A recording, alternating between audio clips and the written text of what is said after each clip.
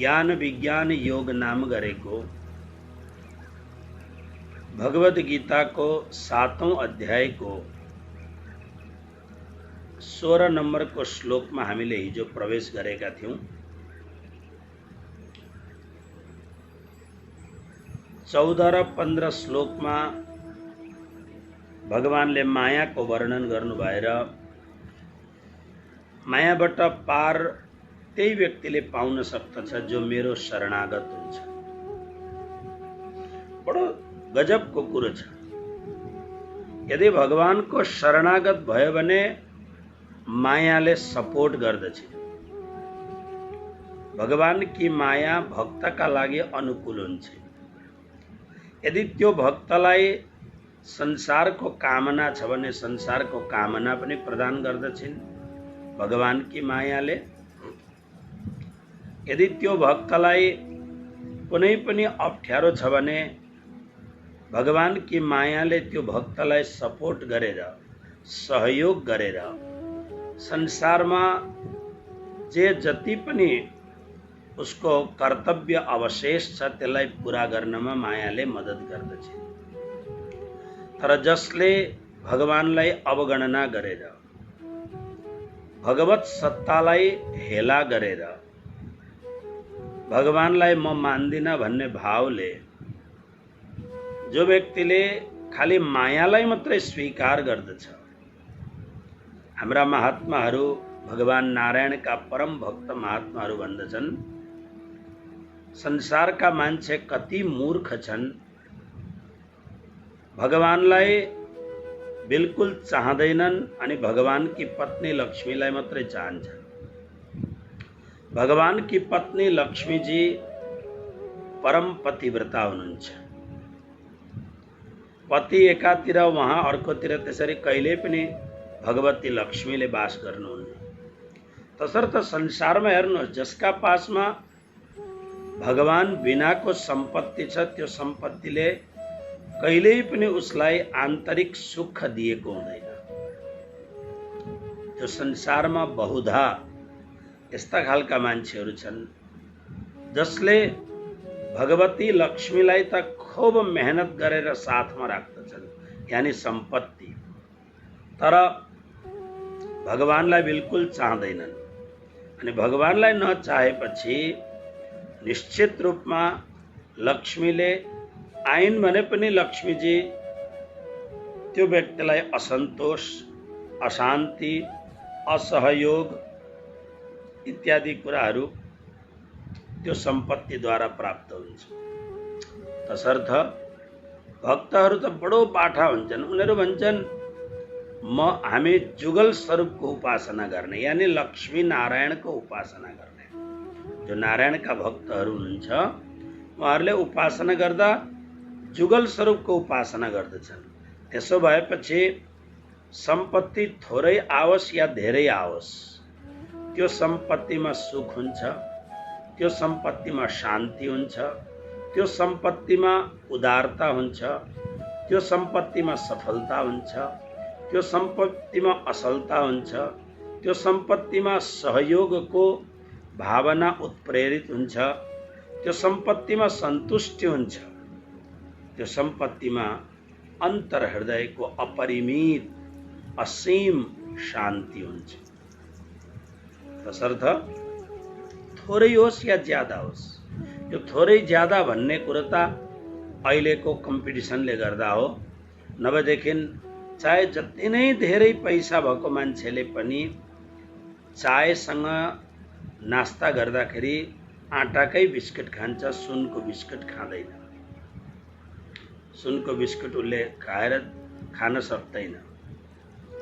तपाईहरुलाई आश्चर्य लाग्दो होला, अलिकति आँखा खोलेर विवेकपूर्ण ढंगले छर छिमेकी इष्ट मित्रहरूमा हेर्नु, जसले जीवनमा सम्पत्तिलाई धेरै महत्व दियो, जीवनलाई महत्व दिएन, जीवनका प्रार्थनाहरूलाई महत्व दिएन, जीवनमा अलिकति कसैलाई सहयोग गरौँ भन्ने भावना राखेन, खाली पैसाको दास भएर पैसा पैसा पैसा मात्रै गरेर जीवनको एउटा अमूल्य भन्दा अमूल्य भाग सम्पत्ति जुटाउन मात्रै उसले प्रयत्न गर्यो अनि जुटाइसकेपछि जब त्यो सम्पत्तिको उपभोग गर्ने बेला आउँछ त्यतिखेर उसको शरीरमा ताकतै हुँदैन सम्पत्तिको उपयोग गर्ने। प्राय धनवान मान्छेहरूलाई धेरै प्रकारका रोग लाग्दछन्। आजको सबैलाई लाग्ने छिटो रोग लाग्ने diabetes, blood pressure, acidity, gastric, यी धेरै प्रकारका यस्ता खालका क्रोनिकल डिजिजहरू छन् जो प्राय मान्छेहरूलाई लाग्दछ। किनभने आजको मान्छेलाई सुत्ने टाइम छैन, उठ्ने टाइम छैन अनि इत्मिनानसँग बसेर भोजन गर्ने टाइम छैन। मैले अमेरिकामा देखेँ धेरै मान्छेहरू राति अलिक ढिलो सुत्छन्, बिहान छिटो उठ्छन्, खास गरेर त्यहाँका गोराहरू। अनि बिहान छिटो उठेपछि अनि नुहाउन त उनीहरू प्राय कोही पनि बिहान नुहाउँदैनन्, बेलुका नुहाउँछन् सुत्नुभन्दा अगाडि।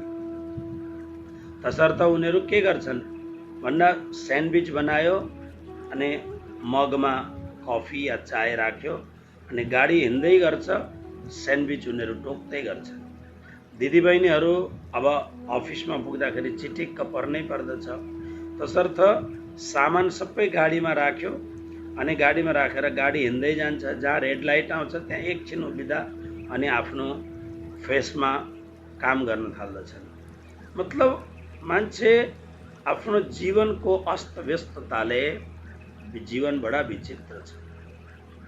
त्यसकारणले सम्पत्ति आए तापनि, भगवान बिनाको सम्पत्ति भए तापनि त्यो सम्पत्ति अनुकूल हुँदैन, त्यो सम्पत्तिबाट वास्तविक सुख प्राप्ति हुँदैन, त्यो सम्पत्तिबाट वास्तविक आनन्द प्राप्ति हुँदैन, त्यो सम्पत्तिमा शीतलता हुँदैन, शान्ति हुँदैन, उदारको भावना हुँदैन, स्वार्थ हुन्छ, धेरै प्रकारका नोक्सानहरू हुन्छ।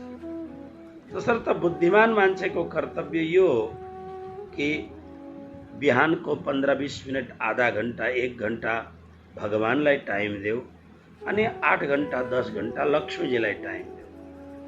त्यो आधा घन्टा मात्र एकान्तमा बसेर गरेको प्रार्थनाले, त्यो हृदयपूर्वक गरेको परमात्मा प्रतिको भक्ति भावले 8 घन्टा 10 घन्टा कमाएर ल्याएको लक्ष्मीजीले जीवनमा अनुकूल भएर शान्ति प्राप्त गर्नुहुन्छ। तसर्थ यहाँ स्पष्ट कुरो छ, जो मेरो शरणमा आउँछ त्यसले मायाबाट पार पाउन सक्दछ। यसलाई मैले आधुनिक एउटा परिप्रेक्ष्यमा, जुन मेरो सोच विचार हो त्यस अर्थमा मैले अर्थ लगाएँ कि भगवानको भएर हिँड्ने भक्तलाई माया अनुकूल भएर सपोर्ट गर्छिन्, सहयोग गर्दछिन्। तर भगवानको विपरीत 15औं श्लोक, भगवानको विपरीत भएर जसले केवल मायाको साधना गर्दछ, सम्पत्ति कमाउने साधना गर्दछ, त्यसका लागि त कस्ता कस्ता शब्दहरू भगवानले राख्नु भएको छ, तपाईहरुले फेरि पढ्नु होला। जसको चित्त विचलित भएको छ, जसको चित्त विचलित भएको छ,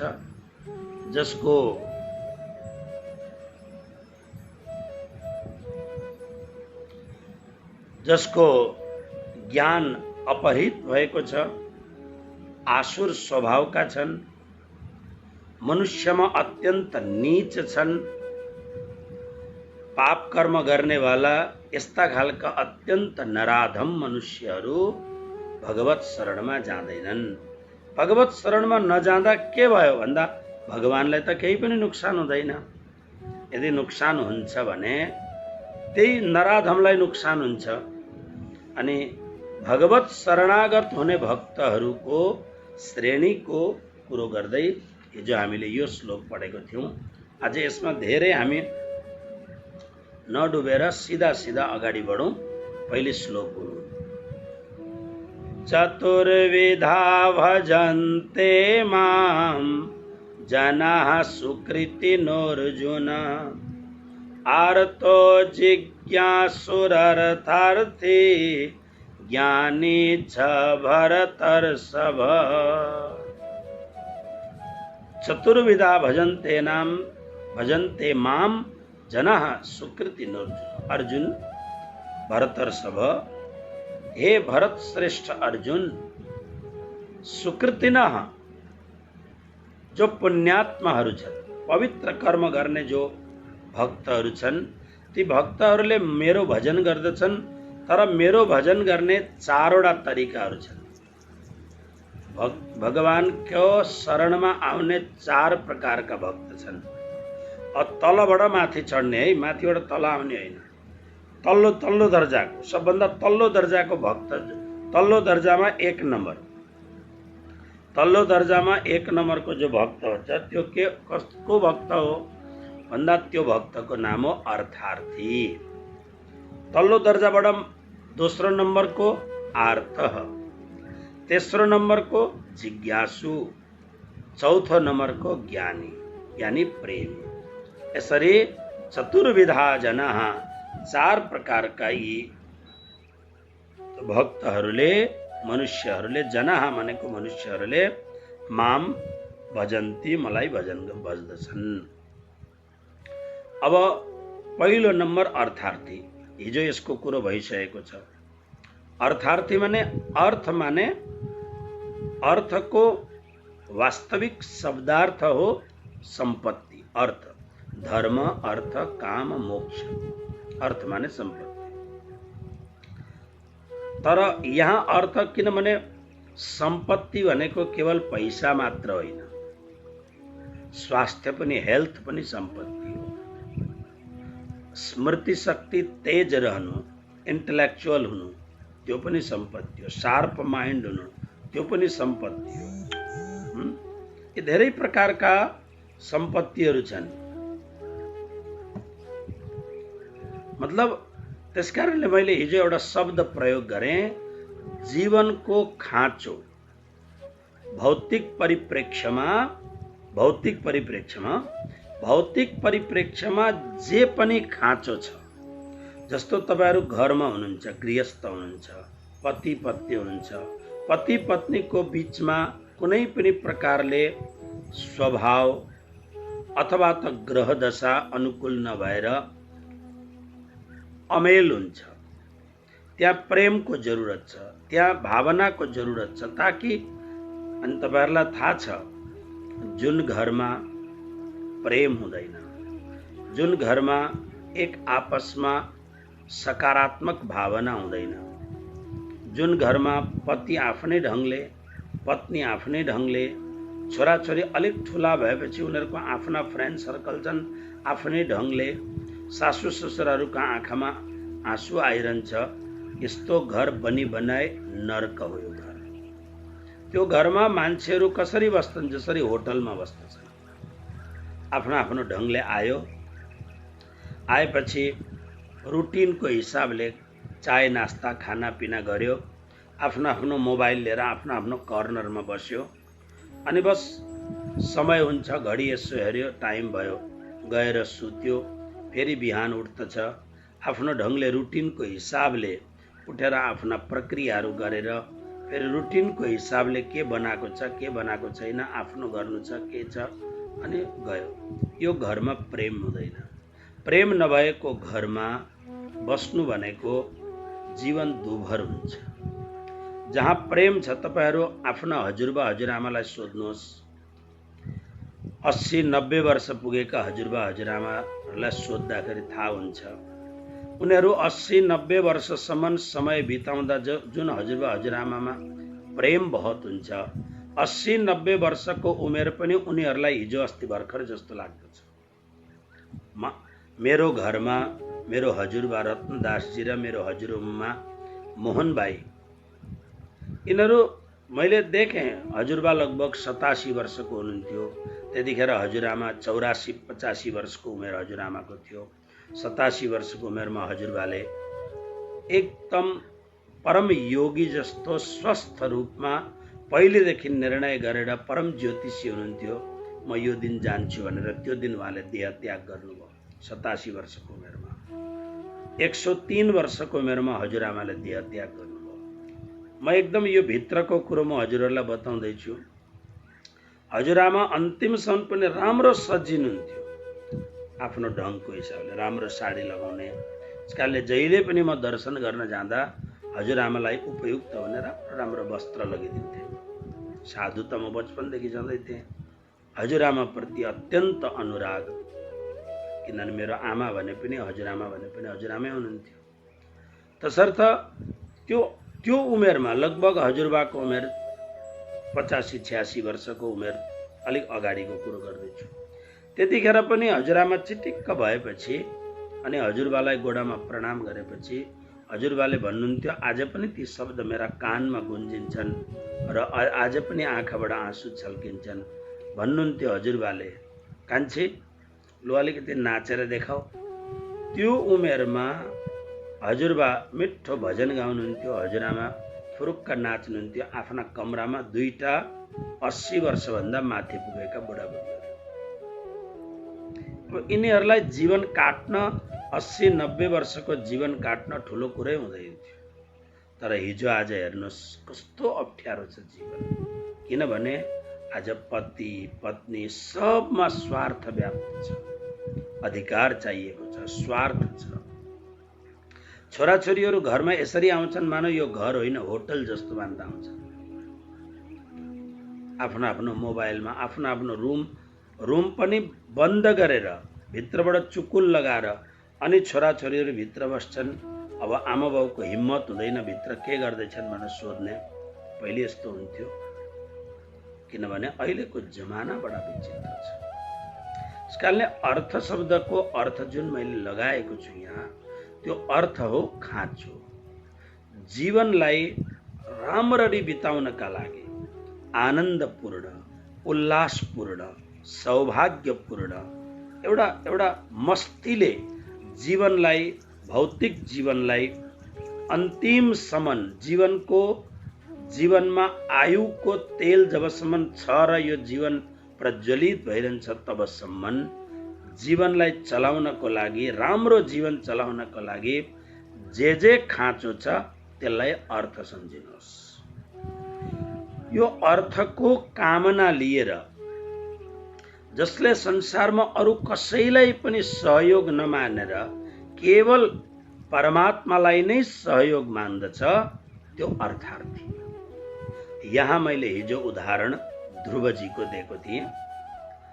ध्रुवजी किनभने त्यो महान सत्ताको आधिकारिक व्यक्ति ध्रुवजी नै हो, तर सौतेनी आमाले गर्दाखेरि ध्रुवजी त्यो आधिकारिक प्रतिष्ठित पदबाट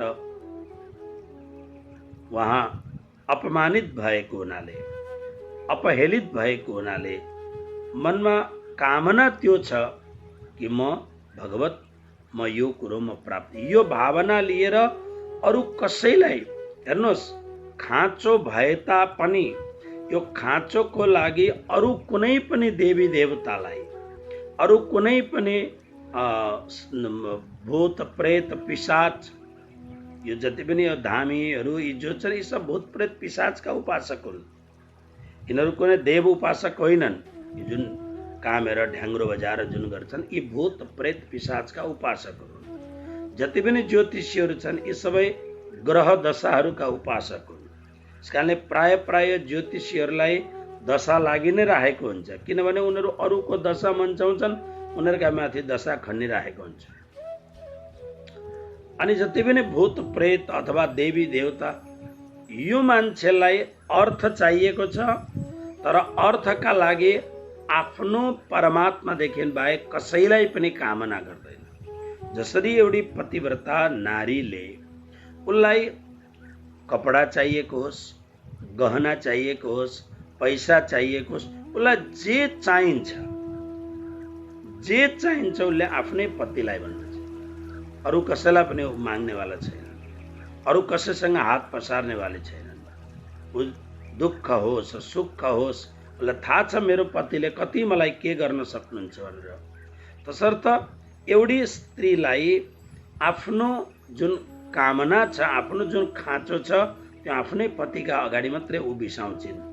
यसरी नै जुन भक्तले सांसारिक कामनाको लागि पनि, सांसारिक अर्थको लागि पनि अरू कसैलाई पनि ध्यान नगरेर, अरू कसैप्रति आकर्षित नभएर जो आफ्नो भगवानको शरणागत हुन्छ, यो अर्थार्थी भक्त भयो। यसका लागि धेरै भक्तहरू यस्ता छन्, तर ध्रुवजी यसमा विशेष हुनुहुन्छ। त्यसकारणले ध्रुवजीले अन्तिममा जुन प्रार्थना गर्नुभयो, बडा मिठो प्रार्थना गर्नुभएको छ। योऽन्तः प्रविश्य मम वाचमिमां प्रसुप्तां सञ्जीवयत्यखिल शक्ति धरस्वधाम्ना अन्याश्च हस्तचरण श्रवणत्वगादीन् प्राणान्नमो भगवते पुरुषाय तुभ्यम। ध्रुवजी भन्नुहुन्छ, हे प्रभु, हजुर सर्वशक्त सम्पन्न हुनुहुन्छ।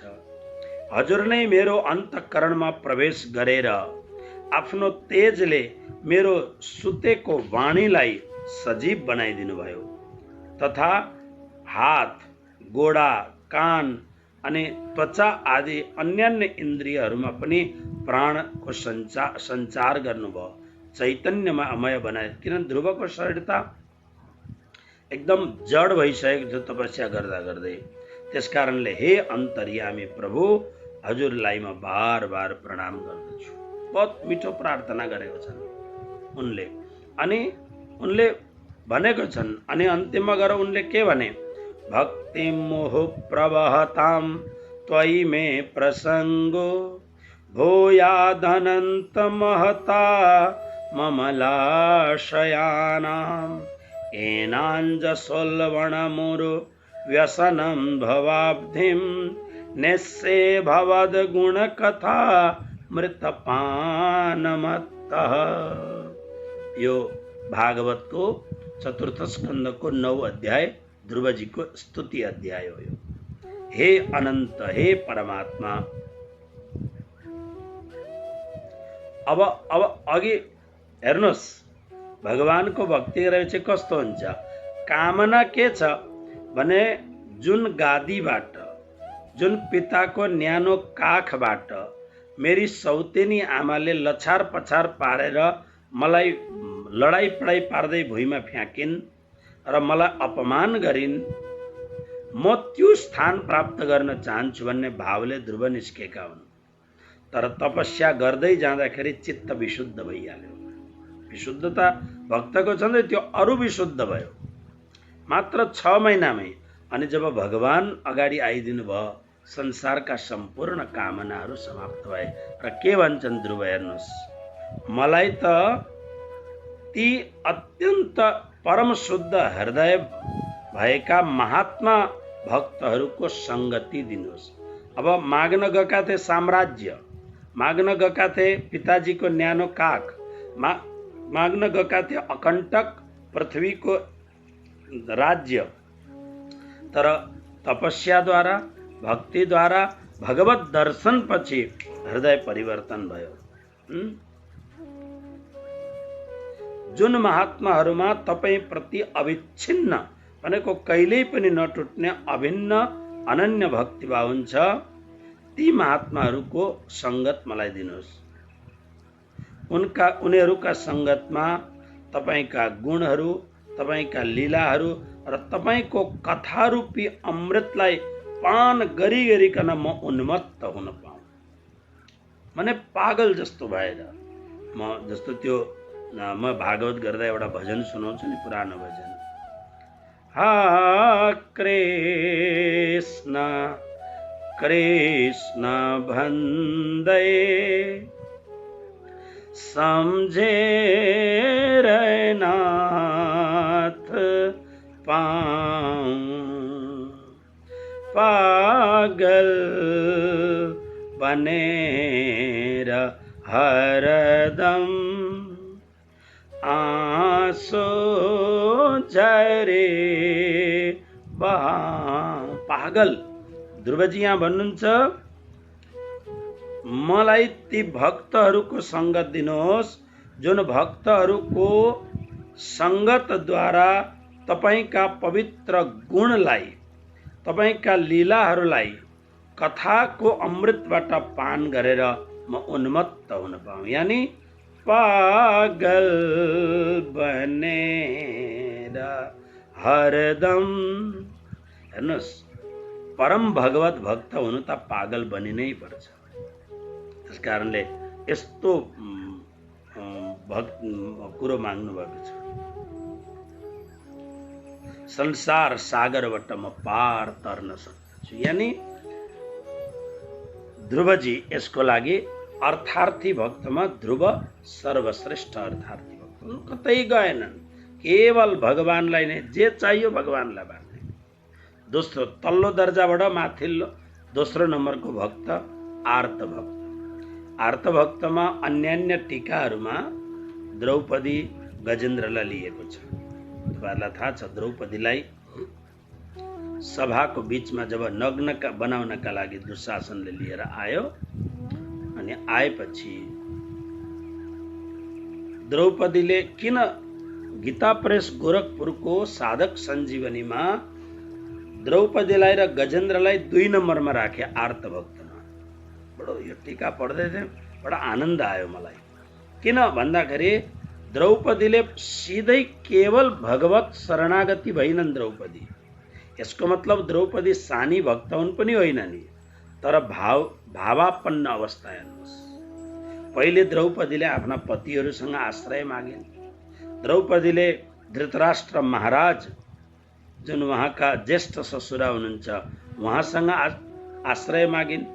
द्रौपदीले अनि त्यहाँबाट भीष्म पितामह आदिसँग पनि आश्रय मागिन्। अनि जब कसैले आश्रय नदिएपछि आफ्नो बल लगाएर साडी खिचेर राखिन्।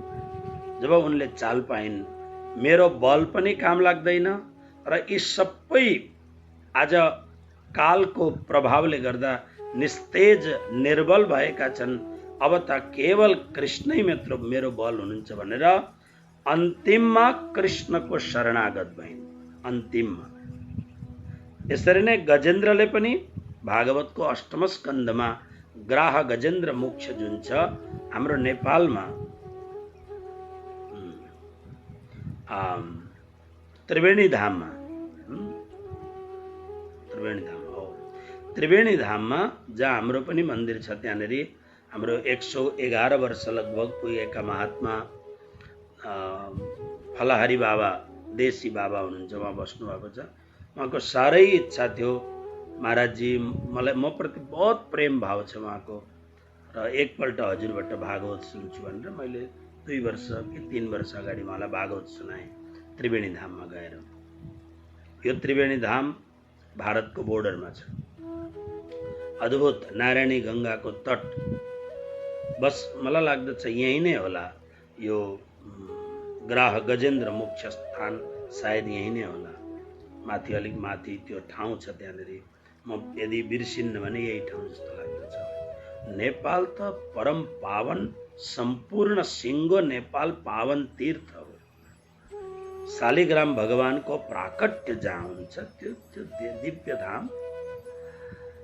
तर नेपालको दुर्भाग्य हो कि अपात्र कुपात्रहरू देशमा बहुत गडबड गर्दछ, बडा विचित्र लाग्दछ। र गजेन्द्र पनि पहिले आफ्नो बल लगायो। गजेन्द्रले अपरिमित बलशाली थियो गजेन्द्र। अनि उसका हाथिनीहरू यिनीहरूसँग सहयोग मागेर बल माग्यो, तर अन्तिममा जब हार्यो, केही पनि अब कसैको बल काममा आएन। नआएपछि अनि उसले अलिकति बचेको सुँडबाट कमलको फूल तोडेर भगवत प्रार्थना गरो। मैले हिजो गजेन्द्र मोक्षको स्तुति सुनाएँ तपाईहरुलाई। तर आर्त भक्तमा श्रेष्ठ भक्त उत्तरा हुन्, जसको कुरो मैले हिजो सुनाइसकेको छु। आज अगाडि बढौं। अब जिज्ञासु भक्तमा सबैभन्दा धेरै, हुन त धेरै भक्त छन् जिज्ञासु भक्तहरू, तर जिज्ञासु भक्तहरूमा श्रेष्ठ भक्त हुन् श्री उद्धवजी महाराज। भागवतको 11वां स्कन्धमा भगवान श्री कृष्णले 125 वर्षको आफ्नो लामो दैहिक लीला गरेर अब भगवान आफ्नो श्रीधाम जानका लागि तयारी गर्दै हुनुहुन्छ। त्यतिखेर श्री उद्धवजी महाराजले स्वयं भगवानसँग केही जान्ने कोसिस गरेको छ। हेर्नुहोस्, उद्धव बहुत ज्ञानी व्यक्ति छ, भगवानका निजी सेवक हुनुहुन्छ, साथी हुनुहुन्छ, अपरिमित ज्ञानी। किनभने उद्धवजीले बृहस्पतिसँग शिक्षा लिएको, बुद्धि सप्तम सर्वश्रेष्ठ बुद्धिमान। त यति भए तापनि जान्ने धेरै कुरा इच्छा छ, तसर्थ श्री उद्धवजीले भगवानसँग दिव्य ज्ञान प्राप्त गर्नका लागि प्रश्न गर्नुभएको छ। भागवतको 11 स्कन्धमा, 11 स्कन्ध त पुरै ज्ञानै ज्ञानको स्कन्ध छ। वितक कथा सकिएपछि, श्रावण महिनाको वितक कथा सकिएपछि यदि स्वास्थ्यले साथ दियो भने बेलुका आधा घण्टा यी यस्तै दिव्य छ। किनभने अब समय यस्तै चलिरहेको छ, जीवन कतिखेर कहाँ विश्राम पाउने हो, त्यसले गर्दा केही न केही शास्त्र अभ्यास गरिरहनुपर्छ।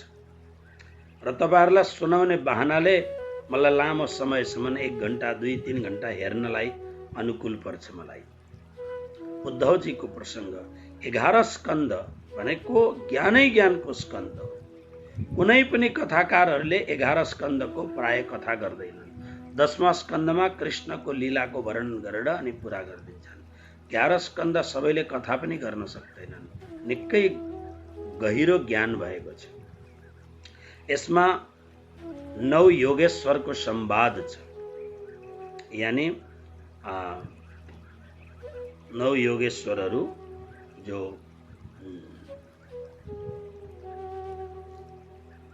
जसले राजा जनकलाई उपदेश दिएका छन्। अनि श्री उद्धवजी महाराजले 11 स्कन्दको 7 अध्यायदेखि लिएर 30 अध्यायसम्म भगवान श्री कृष्णलाई सोध्नु भएका छ, विशेष प्रश्नहरू सोध्नु भएको छ। र भगवान श्री कृष्ण जो संसारको सर्वोत्तम ज्ञानी भगवान कृष्णम वन्दे जगद्गुरु, उहाँले उपदेश दिनुभएको छ। कस्तो, अब कृष्णले दिएको उपदेश कस्तो होला, यसलाई उद्धव गीता भनिन्छ। र अद्भुत छ उद्धवजीका प्रश्नहरू अनि श्री कृष्णका समाधानहरू। काले जिज्ञासु भक्त, जिज्ञासुको अर्थ के हो भन्दा जान्ने इच्छा गर्नु, ज्ञातुम इच्छा, जिज्ञासु भक्त। र अब जुन अन्तिम यानी तलबाट माथि यानी सर्वश्रेष्ठ भक्त को हुन् भन्दा ज्ञानी भक्त सर्वश्रेष्ठ हुन्छन्, ज्ञानी छ। यहाँ ज्ञानी भन्नुको जुन अर्थ छ, यहाँ ज्ञानीको अर्थ हो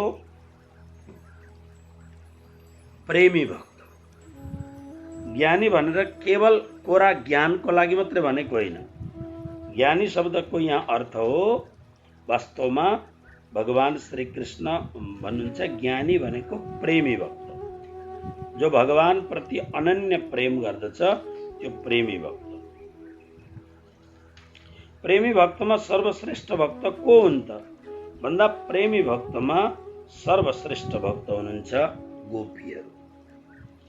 गोपीहरू सर्वश्रेष्ठ भक्त हुन्, अद्भुत भक्त हुन् गोपी। त्यसकारणले नारद भक्ति सूत्रमा तपाईहरुले हेर्नुभयो भने 21 नम्बरको नारद भक्ति सूत्र छ। बडो गजबको किताब छ नारद भक्ति, सानो ग्रन्थ छ। त्यसमा नारद भक्ति सूत्रमा यो कुराको लागि वर्णन गर्दै जाँदा यथा गोपिका नाम, जसरी गोपीहरू, मतलब श्री नारद जी भक्तिको परम आचार्य हुनुहुन्छ। र श्री नारद जी महाराज वर्णन गर्नुहुन्छ कि वास्तवमा प्रेमी भक्तमा सर्वश्रेष्ठ भक्त को हुन् त भन्दा यथा गोपिका नाम, उदाहरण जसरी गोपीहरू छन्। श्रीमद् भागवतको भक्ति रसामृत सिन्धु नाम गरेको ग्रन्थमा शुद्ध भक्तिको परिभाषा गरेको छ। बडो मिठो परिभाषा गरेको छ, सुन्नुहोस्। शुद्ध भक्ति यानी ज्ञानी भक्तको अर्थ के हो भन्दा, हेर्नुहोस् अलिकति यसलाई अलिकति अझै स्पष्ट गरौँ। ज्ञानी भक्तको अर्थ किताबको ठेलीलाई जान्ने अनि बिहान बेलुका यसो भगवानको पूजा पनि गर्नलाई ज्ञानी भक्त भनेको होइन नि। भक्ति बिनाको जो ज्ञान धेरै हुन्छ त्यसलाई शङ्का उपशङ्का बहुत हुन्छ। यस्तो पो हो कि उस्तो हो कि होइन, घृताधारे पात्रम पात्राधारे घृतम इत्यादि शङ्का कुशङ्काहरू हुन्छ। त्यसकारणले यहाँ ज्ञानी शब्दको अर्थ मात्र जान्नु। के जान्नु भन्दा कृष्ण नै मेरो आत्माको आधार हुनुहुन्छ, कृष्ण बिना मेरो कुनै पनि आश्रय छैन, यो भावलाई जान्नु। अब उसले चाहे सारा संसारको विद्या जानेको होस्, 4 वेद कण्ठस्थ होस्, तर उसको भित्र आश्रयको लागि यति अनन्य भाव छ, उसले यति जानेको छ। यद्यपि नारायण भगवानको आफ्नो महत्त्व छ, विष्णु भगवानको आफ्नो महत्त्व छ, शङ्कर भगवानको आफ्नो महत्त्व छ, ब्रह्माजीको पुष्करनाथमा गएर हेर्नुहोस् ब्रह्माजीको आफ्नो महत्त्व छ, संसारभरि शिवलिङ्गहरूको आफ्नै महत्त्व छ, सबको इन्द्र चन्द्र वरुण कुबेर सबको आफ्नो महत्त्व छ। तर त्यो भक्तले जान्दछ यी सबैको आफ्नो महत्त्व छ, सबैलाई नमस्कार प्रणाम सब। तर अनन्यता भन्ने कुरो केवल कृष्णसँग मात्र छ, त्यसदेखि अतिरिक्त अरू कतै पनि अनन्यता छैन। उसले यति नै तारतम वाणीमा, प्रणामी धर्मको मूल धर्म ग्रन्थ तारतम वाणीमा स्वामी श्री प्राणनाथजी महाराजले बडो मिठो गरी, कलश ग्रन्थमा होला सायद, प्रकाश कलश ग्रन्थमै जस्तो लाग्दछ, एउटा बडो मिठो परिभाषा दिनुभएको छ। भागवतको संवादलाई ल्याएर परिभाषा दिनुभएको कि त्यहाँ भनेको छ सबभन्दा उत्तम ज्ञानी को हो, जसले कृष्णलाई जान्दछ। बिना श्री कृष्ण जेति मत, सो तो सबै जानिए कुमत। बडो स्पष्ट, यति स्पष्ट भनेको छ कि अन्धाले पनि यो कुरो चाल पाउँछ। श्री प्राणनाथजी महाराज भन्नुहुन्छ बिना श्री कृष्ण जेति मत, श्री कृष्ण नभएको कुनै पनि मत यानि सिद्धान्त होस्, श्री कृष्ण बिनाको कुनै पनि सम्प्रदाय होस्, मत माने सम्प्रदाय, मत माने सिद्धान्त, मतलाई अलिकति मिलाएर भन्दा मति पनि बुद्धि पनि भनिन्छ, किनभने अगाडि कुमत भनेको छ, कुमति भनेको छ। त्यसकारणले प्राणनाथजीले बहुत स्पष्ट भन्नुभयो कि श्री कृष्ण बिनाको जुन पनि मत मति सिद्धान्त हो त्यो सबै कुमति हो, कुसिद्धान्त हो, त्यो व्यर्थ हो। भागवतमा पनि यो श्लोक छ र भागवतकै छायानुवाद जस्तो प्राणनाथजीले एउटा अर्को शब्द भन्नुभएको छ। बडा मिठो कुरो छ। मलाई अहिले श्लोक उपस्थित भएन, श्लोक उपस्थित भएको बेला फेरि यो सुनाउला। ध्यान दिनुहोस्, खास गरेर तपाईहरू हाम्रो नेपालको भक्तहरूले सुन्ने खालको कुरो छ। भागवतमा यो एकदम यही श्लोक जुन म भाव अहिले भन्दैछु यही भाव भएको श्लोक छ। 2 जना व्यक्ति छन्। एउटा व्यक्ति छ अत्यन्त उत्तम कुलमा जन्म लिएको ब्राह्मण। भागवतमा यो कुरो छ। उत्तम ब्राह्मणको पनि उपाध्याय भनिन्छ नि, उत्तम जैसी होइन, उत्तम एकदम कुलमा जन्मिएको जुन ब्राह्मण हुन्छ, तर त्यो ब्राह्मण उत्तम कुलमा जन्मेको छ तर बिल्कुल भक्त छैन। पढा लेखा पनि बहुत छ तर भक्त छैन। उसले दीक्षा पनि लिएको छैन। पढ्न जानु अलग कुरो, दीक्षा लिनु अलग कुरो। गायत्री मन्त्र मात्र दीक्षा लिँदा यसलाई दीक्षा भनिँदैन। गायत्री मन्त्र भनेको जीवनको रुटिन मन्त्र हो। दीक्षा त्यो हो कुनै परम कृष्ण भक्त सद्गुरुबाट कृष्ण मन्त्र प्राप्त हुनु, त्यसलाई दीक्षा भनिन्छ। शैव छ भने शिव मन्त्रले दीक्षा लिन्छ। तसर्थ सुखदेवजी महाराजले भागवतमा 4th स्कन्धमा हो कि कहाँनिर म खोजेर हजुरहरूलाई भोलि पर्सि फेरि भन्छु यो कुरो। एउटा ब्राह्मण जो उत्तम कुलमा जन्मिएको छ तर दीक्षा लिएको छैन, गलामा तुलसीको माला छैन, शास्त्र धेरै जान्दछ अनि आचरण पनि त्यस्तै खालको छ भने एउटा त्यो व्यक्ति भयो। अर्को एउटा व्यक्ति शूद्र, जसलाई हामी शूद्र भन्छौँ। अब अहिले त त्यस्ता शब्द भन्न पनि गाह्रो हुन्छ। शूद्र छ, जातिमा ऊ अलिक मानिएको कुरो छ कि ऊ नीच जातिको छ। यदि कसैको हातको पानी पिउने हो भने कसको हातको पानी पिउने भनेर सुखदेवजी महाराजले भन्नुहुन्छ कि कृष्ण भक्ति बिनाको उत्तम कुलको ब्राह्मण त्यो शूद्र भन्दा नीच हो, जसले कृष्ण मन्त्र आफ्नो जीवनमा पाएको छैन। जसले कृष्ण भक्ति आफ्नो जीवनमा पाएको छैन त्यो शूद्र भन्दा नीच हो। सुखदेवजी महाराज भन्नुहुन्छ त्यस्तो ब्राह्मणले छोएको पानी पिउनु कृष्ण भक्तिका ग्रन्थमा लेखेको छ। जसले दीक्षा लिएको छैन त्यसको हातको पानी पिउनु खुन पिए बराबर हो भनेको छ।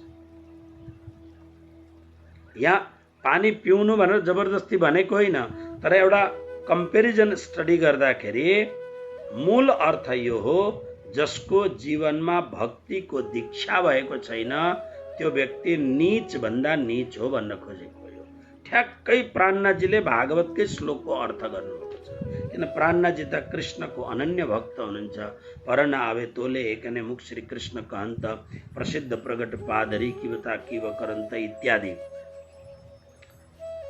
र त्यसकारणले यहाँ अनन्य भक्तिको वर्णन गर। शुद्ध भक्ति, ज्ञानी भक्तको अर्थ के छ? जो परम शुद्ध भक्त छ।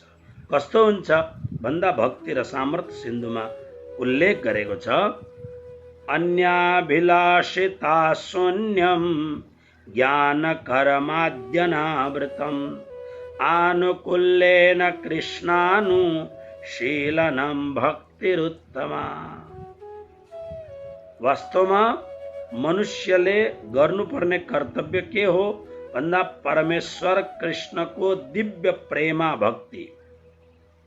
कुनै सकाम कर्म अथवा मनोधर्मद्वारा भौतिक लाभको इच्छा नराखिकन भौतिक लाभको इच्छाबाट रहित भएर जसले केवल आफ्नो प्रेमको लागि कृष्णको भक्ति गर्दछ त्यो भक्ति शुद्ध भक्ति मानिन्छ। त्यसलाई शुद्धा भक्ति भनिन्छ। र फेरि एकपल्ट हेर्नुहोस्, ज्ञानी भक्त को भन्दा गोपीहरू। किन गोपीहरू हुन् भन्दाखेरि हजुरहरूलाई थाहा छ, गोपीहरू यस कारणले गोपीहरूको घरमा, फेरि एकपल्ट म भन्नु, सब कुरो छ गोपीहरूको घरमा।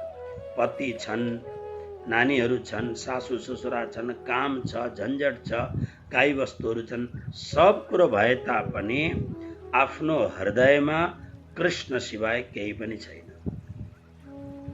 केवल कृष्ण मात्र हुनुहुन्छ। त्यसकारणले यी चार प्रकारका कामना भएका भक्तहरू हुन्छन् है। चार फेरि एकपल्ट दोहोऱ्याउनुहोस्, माथिबाट लिएर जानुहोस्। अब उत्तम भक्त को हो भन्दा प्रेमी भक्त, जसरी गोपीहरू छन्। त्यहाँबाट एक स्टेप तलको भक्त को हो भन्दा जिज्ञासु भक्त। प्रेमी भक्तमा त जिज्ञासै हुँदैन, सक्यो। मिटा दे अपनी हस्ती को अगर कुछ मर्तबा चाहे कि दाने खाक में मिलकर गुले गुलजार होता है। मिटा दे अपनी हस्ती को, त्यहाँ आफू केही छँदै छैन, केवल प्रियतम सिवाय अरू केही छँदै छैन।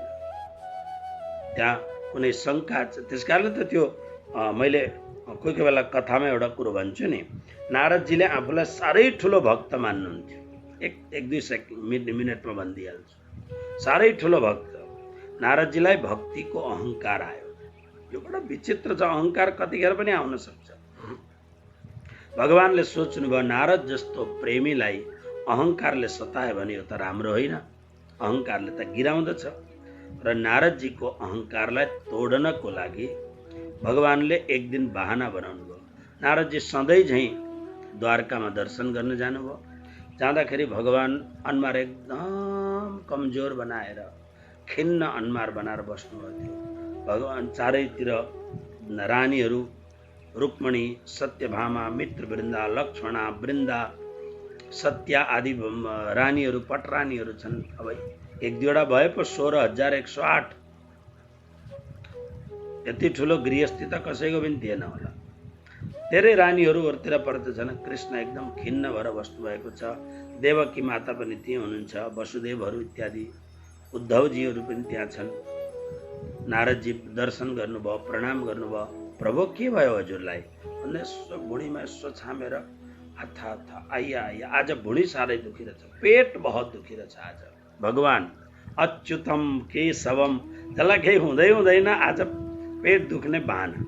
नारदजीले भन्नुभयो अनि दबाई पानी राजवैद्यहरू छन् यहाँ कसैले भन्दा भगवानले भन्नुभयो कुनै पनि दबाई लागेन। मलाई एउटा दबाई थाहा छ, तर त्यो दबाई कसले दिने? नारदजीले भन्नुभयो 14 लोकमा मेरो लागि कुनै पनि असम्भव छैन।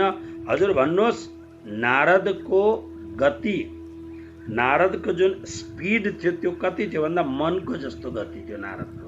त्यसकारणले प्राणनाजीले भन्नुभयो निस्दिन फिरे नारद मन। नारदजी त्यति स्पिड संकल्प साथमा यहाँबाट स्वर्ग जानु पर्यो भने नारदको स्पिड मनको गतिको जस्तो हुन्थ्यो। 14 लोकमा मेरो लागि कुनै असम्भव छैन। भन्नुहोस् के कुन दबाई? स्वर्गमा कुनै त्यस्तो पारिजात इत्यादि दबाई छ? वैकुण्ठमा त्यस्तो कुनै दबाई छोडेर आउनुभएको छ? पातालमा कहीँ छ? भन्नुहोस् म अहिले गएर लिएर आउँछु। भगवानले भन्नुभयो नै यो सब होइन। के छ त भन्नुहोस्? आग्रह बहुत गरेपछि भगवानले भन्नुभयो म पहिले पनि यो यस्तो बिमारी भएको थिएँ वृन्दावनमा हुँदा, तसर्थ त्यतिखेर पनि यही दबाई गरेको थियो, यही दबाईले मेरो चट्टै पेट जाती हुन्छ। के दबाई भन्दा मलाई यस्तो भएको बेला जुन प्रेमी भक्तले आफ्नो चरणको अंगूठा धोएर त्यो धोएको पानी मैले पिउन पाएँ भने म ठिक हुन्छु। नारदजी विचार गर्नुहुन्छ यो कस्तो खालको दबाई हो, यो त विचित्रै दबाई हो यो त। नारदजीले अनि जति पनि संसारमा कहलाएका भक्त छन् प्रत्येक भक्तको घरमा गए। भगवान बिमार हुनुहुन्छ, दबाई छ। के दबाई? जब आफ्नो गोडाको अंगूठा धोएर पानी दिनुपर्ने अनि त्यो परमात्माले खाने, त्यसले चट्टै जाती हुने। सब घबराउँछन्। भगवानलाई गोडा धोएर पानी दिएपछि त नरक जाइहालिन्छ नि। भगवानको गोडा धोएर चरणामृत पिनु, हाम्रो गोडाको पानी दिने हो हामी जस्ता पापी संसारमा कोही तयार भएन। नारदजी आफूलाई पनि डर लाग्यो, अरे भगवानलाई कसरी गोडाको पानी दिने? वृन्दावनमा पुगे नारद। वृन्दावनमा एउटा मस्त राम्रो ठाउँमा श्री राधाजी बस्नु भएको छ। अनन्त सखीहरूले घेरिएर राधाजी बस्नु भएको छ। कृष्णका कुरा गरेर कोही बेला रुन्छन्, कोही बेला हाँस्छन्। पागल हुनेहरू, पागल प्रेमीहरू। नारदजी हस्याङ पस्याङ गर्दै पुग्नुभयो। श्री राधाजीले नारदजीलाई प्रणाम गर्नुभयो। नारदजीले अभिवादन गर्नुभयो, उत्तर दिनुभयो। सखीहरू सबैले प्रणाम गरे। श्री राधाजीले र सबै सखीहरूले एकैचोटि प्रश्न गरे नारदजी किन यस्तो घबराहट? के भयो? द्वारकामा ठिक छ भन्दा ठिक छैन। के भयो भन्दा भगवानको पेट दुखेर फत्रक फत्रक हुनुभएको छ। के भयो? यस्तो यस्तो भयो। अनि दबाई पानी केही भएन? उहाँ त राजा हुनुहुन्छ, भगवान त बहुत राजवैद्यहरू छन्, सब छन्। हाम्रोमा यत्रो वर्ष बस्दा 11 वर्ष 52 दिन लगभग 12 वर्ष हाम्रो यहाँ बस्नुभयो, एक दिन उहाँलाई त्यस्तो तकलिफ भएन। किन यस्तो भयो? के दबाई पानी भन्दा होइन, जुन दबाई उहाँ चाहनुहुन्छ त्यो छँदै छैन संसारभरि। के दबाई छ भन्दा नारदजीले विचार गर्नुभयो यिनीहरू त परम भक्त हुन्, यिनीहरू त झन् डराउँछन् भनेर श्री राधाको अगाडि श्री नारदजीले निवेदन बिसाउनु भयो कि जुन भक्तले आफ्नो गोडाको अंगूठा धोएर भगवानलाई उसको गोडाको अंगूठाको धोएको पानी दिन्छ, भगवानको यो पेट जुन अत्यन्त दुखिरहेको छ त्यो जाती हुन्छ। श्री राधाले सखीहरूलाई भन्नु, सखियो जल लिएर आओ। राधाले आफ्नो गोडा तिर्साइदिनु भयो अगाडि। अनि राधाको अगाडि जति पनि सखीहरू थिए सबले भने नारदजी तपाईँलाई जसको गोडा धोएर लान मन लाग्छ लैजानुहोस्। नारद छक्क पर्नु, यी कस्ता पागल हुन् यिनीहरू, यिनीहरूलाई नरक जाने डर छैन। नारदजीले भन्नुभयो राधे तिमीहरू कस्तो कुरो गर्छौ? कृष्णलाई गोडा धोएर पानी दिनुको अर्थ कृष्ण जसको आश्रय लिएका छौ, जसका लागि दिन रात रुन्छौ तिमीहरू, त्यो परमात्मा जसको चरणमा ब्रह्मा शंकर आदि देवताहरू दर्शन गर्नका लागि समय लिन्छन्, त्यो परमात्मालाई घोडा धोएर आफ्नो घोडा धोएर पानी दिन्छौ? नरकको डर छैन? सबै सखीहरूको तर्फबाट श्री राधाजीले भन्नुभयो, नारद सुन्नुहोस्, हाम्रा लागि नरक के हो, स्वर्ग के हो, सुख के हो, दुःख के हो, आपत्ति के हो, विपत्ति के हो, केही मतलब छैन हाम्रा लागि। हाम्रो जीवनको एउटै मात्र उद्देश्य हो हाम्रो प्रियतम कृष्णको खुसी, हाम्रो प्राणाधार परमात्माको आनन्द, उहाँको मनोरञ्जन। त्यहाँभन्दा ठुलो हाम्रा लागि न स्वर्ग न वैकुण्ठ केही पनि छैन। भगवान प्रसन्न हुनुभयो कृष्ण, हाम्रो लागि त्यही परमधाम हो। भगवान दुखी हुनुभयो, हाम्रो लागि त्यही नरक हो। त्यसकारणले नारद, यदि भगवान दुखी हुनुहुन्छ भने तुरन्त गोडा धोएर लिएर जाऊ। यदि यो गोडाको पानी दिँदाखेरि नरक मिल्छ भने त्यस्ता नरकमा एकपल्ट होइन, हामी बार बार जान तयार छौँ। हाँसी हाँसीकन त्यो नरकमा जान तयार छौँ। त्यतिखेर नारद झस्याङ्ग भए अनि नारद आँखाभरि आँसु लिएर कृष्णको चरणमा पुगे। दण्डवत प्रणाम गरे नारदजी। भगवान स्वस्थ भएर बस्नु भएको छ। नारदजीले भन्नुभयो, तपाईको बिमारी जाती भयो। अन्त जब तिमी वृन्दावन पुगेर श्री राधाजीसँग संवाद गर्न थाल्यौ नारद, म तब स्वस्थ भइहाले नि। नारदजीले हात जोडेर भने, मलाई थाहा भयो प्रभु, म आफूलाई भक्त सम्झिन्थे, मेरोमा घमण्ड थियो। मेरो अहङ्कारलाई भञ्जन गर्नका लागि, मेरो अहङ्कार घमण्डलाई तोड्नका लागि हजुरले यो लीला दर्शाउनु भएको मलाई थाहा भयो। नारदजीको घमण्ड समाप्त भयो। अब यसमा दुईटा कुरो छ। नारदजीको घमण्ड खत्म भयो, यतातिर गोपीहरूको भक्तिको परम उत्कृष्ट दर्जा देखिन्छ।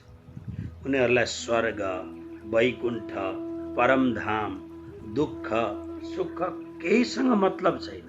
उनीहरूलाई मतलब छ त केवल कृष्णको खुसीसँग मतलब छ। आफ्नो जसलाई उनीहरू बेपनाह मोहब्बत गर्दछन्, त्यो आफ्नो मोहब्बतसँग उनीहरूलाई मतलब छ, अरू केहीसँग मतलब छैन। तत्सुखे सुखित्वम, श्री नारदजीले भक्ति सूत्रमा लेख्नु भएको छ।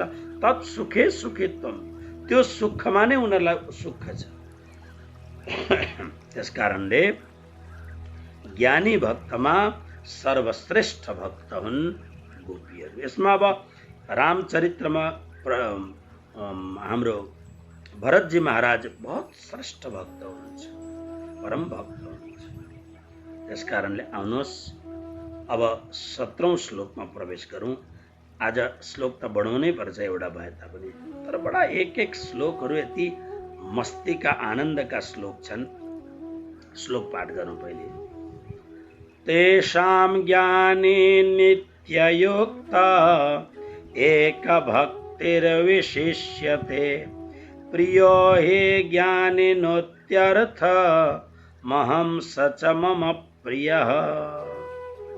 तेषां ज्ञानी नित्ययुक्तः एक भक्तिः विशिष्यते, प्रियः हि ज्ञानिनः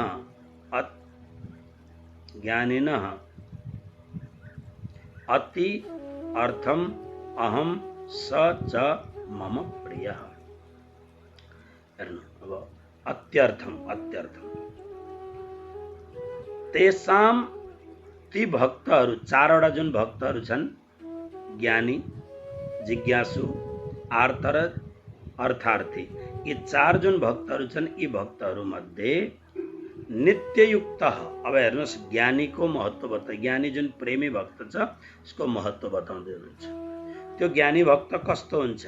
प्रेमी भक्त भन्दा नित्ययुक्त, 24 घण्टा ऊ बाहिरबाट संसारमा पुरा व्यवहारमा लागे तापनि ऊ भित्रबाट केवल आफ्नो परमात्मासँग जोडिएको हुन्छ।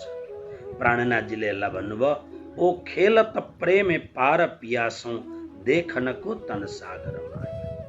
तन सागरमा हेर्दाखेरि शरीर संसारमा हुन्छ, संसारको कामधाम गर्दै हुन्छन्, तर उनीहरूको हृदय, उनीहरूको मन, उनीहरूको चेतना, उनीहरूको आत्मा केवल आफ्नो परमात्मासँग जोडिएको हुन्छ। त्यसकारणले नित्ययुक्त भनेको नित्य निरन्तर ममा तल्लीन भएका एक भक्ति।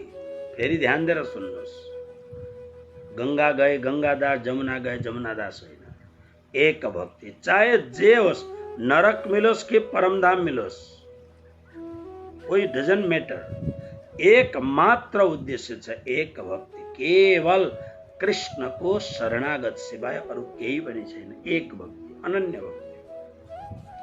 यस्तो ज्ञानी भक्त अर्थात् प्रेमी भक्त विशिष्यते, ती चार मध्येमा सर्वश्रेष्ठ भक्त हुन्। ही किनकि ज्ञानी भक्तका लागि अहम म अत्यर्थम अत्यन्त नै प्रिय छु।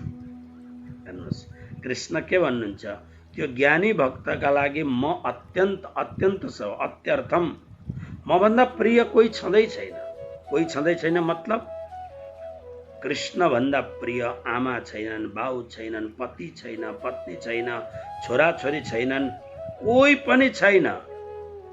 त्यसकारण त गोपीहरूलाई रसखानले सोद्धाखेरि गोपीहरूले लामो छन्द छ, त्यसमा लास्टको मलाई अहिले उपस्थित हुँदैछ, कन्हैया न तजिउँ, बाप तजौँ, भैया तजौँ, मात तजौँ, सब त्यसमा आउँछ। सब कुरो हामी छोड्न सक्दछौँ, तर कृष्ण कन्हैया न तजिउँ, हामी कृष्ण छोड्न सक्दैनौँ। त्यसकारणले अत्यर्थम शब्द हामी पनि त यी कुराहरू सुन्दाखेरि हामीलाई पनि यस्तो भक्त बनिने इच्छा हुन्छ नि। त्यसकारणले यस्तो भक्त बनिनका लागि हामीले पुरुषार्थ गर्नुपर्दछ। के पुरुषार्थ गर्ने भन्दाखेरि जसले यस्तो चाहना गर्नुहुन्छ, त्यो चाहना गर्ने व्यक्तिले बिस्तारो संसारले चाल नपाइकन आफ्नो भित्रबाट संसार प्रति मतलब संसारको वस्तु अथवा व्यक्ति, यानी सामान अथवा संसारी कुनै पनि व्यक्तिहरूसँग बिस्तारो भित्रबाट वैराग्यको कैँचीले ती संसारसँग भएका आसक्तिका जराहरू काट्दै जानुपर्छ। अलिअलि काट्दै जानुपर्दछ। दुई नाउमा चढेर हुँदैन। यदि यो सर्वश्रेष्ठ पद पाउनु छ, प्रेमी भक्तको पद भने बाहिरबाट हेर्दा बिल्कुल संसारी जस्तो देखिने, ओ खेल त प्रेमे पार पियासु देखनको तन सागरमाई, तर भित्रबाट फेरि यस्तो भक्तले संसारसँग प्रेम गर्दैन, होइन, ततर्किँदैन, हेला गर्दैन। यो भक्तले झन् धेरै प्रेम गर्दछ संसारप्रति, तर उसको वास्तविक प्रेम त केवल कृष्णसँग हुन्छ। त्यसकारणले अत्यर्थम, अतिशय नै त्यो भक्तले मलाई प्रेम गर्दछ। अनि म च अनि स भनेको त्यो भक्त मम प्रिय, मेरो पनि बहुत प्रिय हुन्छ। यो अत्यर्थम शब्द दुईपट्टि लाग्छ नि। त्यो भक्तका लागि म अत्यन्तै प्रिय हुन्छु, मेरा लागि त्यो भक्त पनि सबैभन्दा प्रिय हुन्छ। तपाईँ भन्नुहुन्छ भगवान त स्वार्थी हुनुभयो, त्यसो मतलब यसलाई स्वार्थ नै भने हुन्छ। भगवान पक्का स्वार्थी हुनुहुन्छ। जो भक्तले भगवान प्रति अनन्य भाव राखेर केवल कृष्ण मात्र मेरो आश्रय हुनुहुन्छ भन्न जसले विचार गर्यो, त्यसका लागि भगवानले त 11 स्कन्धमा उद्धव गीतामा भन्नुभएको छ, यस्ता भक्तका पछाडि म दगुर्दछु। कारण अनुव्रजाम्य हम नित्यम पूयत्यङ्घ्रि रेणु। ती भक्तहरूको, ती परम पावन परम पवित्र भक्तहरूको गोडाबाट कुल्चिएको धुलो उडेर त्यो पवित्र धुलो मेरो मस्तकमा परोस् भनेर पूयत, पवित्र हुँ, यस्तो भावले भगवान श्री कृष्ण अंघ्रि रेणुवी, अंघ्रि भनेको चरण, रेणु भनेको धुलो, ती भक्तका गोडाबाट उठेको धुलो भगवान हुनुहुन्छ मेरो मस्तकमा परोस् र म आनन्दित हुन्छु भनेर म ती भक्तका अनुव्रजामी, पछाडि दौडिन्छु। त त्यसमा गोपीहरू सर्वश्रेष्ठ छन्। किन भने श्रीमद् भागवतको 10 स्कन्धको 44 अध्यायको 15 श्लोकको म एउटा श्लोक सुनाउँछु तपाईहरुलाई। मैले भागवतमा पनि धेरैपल्ट यो श्लोक सुनाएको छु। सुखदेवजी महाराज भन्नुहुन्छ यति मुक्त। अब सुखदेव भनेको संसारको सर्वश्रेष्ठ परमहंस चक्र चूडामणि साधु। यो भन्दा ठुलो साधु संसारमा छैन। यति ठुलो साधु जसलाई कालले कहिले छुन सक्दैन थियो। सुखदेवजी र कृष्ण हेर्दा उस्तै देखिनुहुन्थ्यो। रूप रङले पनि कृष्ण पनि कहिले बुढो नहुने, सुखदेव पनि कहिले बुढो नहुने। 16 वर्षको उमेर। त्यसकारणले सुखदेवजी जब राजा परीक्षितकोमा आउँदाखेरि तत्र भवद भगवान व्यासपुत्र प्रार्थना गर्दा तम 2 वर्षम सुकुमार पाद। 16 वर्षको मात्रै हुन्, जहिले हेर्दा त्यत्रै देखिने। यस्तो परम साधु जसको जीवनमा कुनै पनि वस्तुको पतन भएको छैन भने त्यसलाई कालले कहाँ छुन सक्यो। त्यस्ता सुखदेवले पनि भन्नुहुन्छ धन्य हो ती ब्रजका स्त्रीहरू, उनीहरूलाई म प्रणाम गर्दछु। किन भन्दा अब सुन्नुहोस् श्लोक 10 स्कन्ध 44 अध्याय श्लोक नम्बर 15।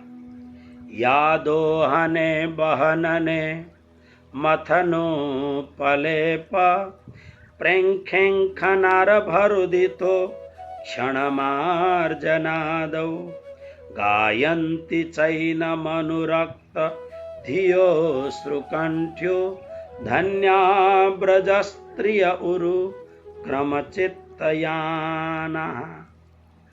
जसरी अब सुखदेवजी महाराज हुनुहुन्छ गाईको दूध दुहुँदाखेरि, गाईको दूध दुहुने समयमा मतलब गोपीहरू कसरी कृष्णलाई याद गर्दथे भने गोपीहरू त गौपालकहरू हुन्, गाईहरू पाल्ने जाति हो। त्यसले गाईको दूध दुहुँदाखेरि अनि त्यतिखेरको जमानामा ढिकी जाँतो अथवा ओखली हुन्थ्यो। अनि अब अन्नपातहरूका लागि ओखलीमा कुट्नु पर्दथ्यो। त्यसकारणले धान आदि अन्नलाई कुट्दै गर्दाखेरि ओखली आदिमा अनि दही अब त्यहाँ त डेली बिहान उठेपछि पहिले मैले पनि यस्तो देखेको छु घरमा। हाम्रो घरमा बिहान उठेर आमाहरूको पहिलो काम भनेको दही बनाउने काम, घिउ बनाउने। सधैँ नै कुनै कुनै घरमा 2 दिनमा एकखेप 3 दिनमा एकखेप हुन्थ्यो। अब त यस्तो पवित्र त्यो घर घर ठेकीमा मोही पारेको आवाज पनि दुर्लभ भयो अब त। तर मैले बचपनमा आफ्नो घरमा देखेको थिएँ। गाई भैँसीहरू हुन्थ्यो, दही मन्थन गरेर निकालिन्थ्यो अघि।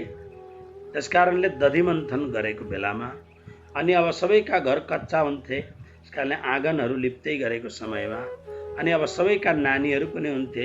बालकहरूको पालन पोषण गर्दै गरेको बेलामा अथवा साना साना भुराहरूलाई झुला बनाएको छ, झुलामा हलाउँदै गरेको समयमा अनि रुँदै गरेका बच्चाहरूलाई केही न केही लोरीहरू सुनाउँदै गरेको बेलामा अनि तुलसी आदि दिव्य औषधिमूलक पौधाहरूमा पानी लगाउँदै गरेको बेलामा, झाडु लगाउँदै गरेको बेलामा अथवा कुनै पनि काम गरेको बेलामा प्रेमपूर्ण चित्तले आँखाभरि आँसु भरेर गदगद कण्ठले श्रीकृष्णका दिव्य लीलाहरूको गान गर्दछन्। यस्ता श्रीकृष्णमा निरन्तर चित्त लगाउने ब्रजवासीहरू सुखदेवजी भन्नुहुन्छ धन्य धन्य परम धन्य भाग्यशाली छन्। सुखदेव जस्ता महामुनिहरू पनि यी काम गर्ने। अब सुखदेवजी भनेको त साक्षात ब्रह्माकार भएका ब्रह्मचित्त वृत्ति भएका सन्त। तर सुखदेवजी भन्नुहुन्छ यस्तो काम गर्ने साधारण भन्दा साधारण गृहस्थी, तर साधारण भन्दा साधारण गृहस्थी बिल्कुल नपढेका अनपढ गमार यस्ता खालका यी गोपीहरू।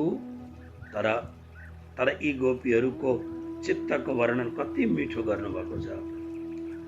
प्रेम पूर्ण चित्तद्वारा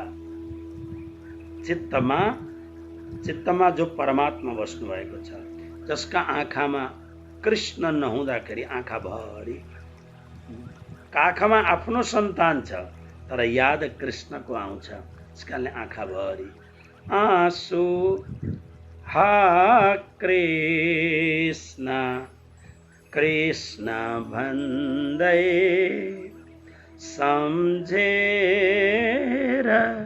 नाथ पागल बनेर हरदम आँसु झरिबहा। गोपीहरूका आँखामा सुखदेवजी भन्नुहुन्छ किन म प्रणाम गर्न चाहन्छु। यी गोपीहरू काम यस्ता गर्दछन्, पुरा दिनभरि संसारको काम गर्दछन्।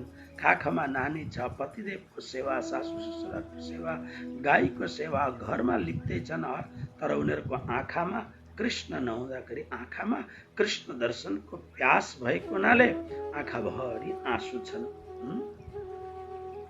अनि गदगद कण्ठ छ।